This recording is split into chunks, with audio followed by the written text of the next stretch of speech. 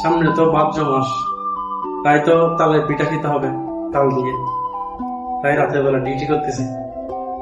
আপনারা সাথে থাকুন, দেখতে থাকুন তালটা কিভাবে ছিলতে হয়, কি কি করি না করি আপনাদের সাথে সবকিছু শেয়ার করবো। সাথে থাকুন। ফ্রিতে খেতে কতই না মজা, কিন্তু কাজ করে খেতে জান বের হয়ে যায়। দেখুন এটা ছিলতে আমার কি কষ্ট হচ্ছে।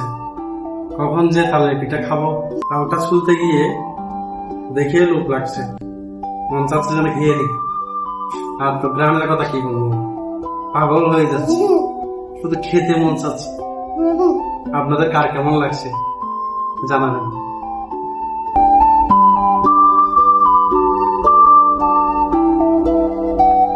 অবশেষে কষ্টের সাধনা ছিঁড়ে ফেললাম, এবার রস বের করার প্রস্তুতি।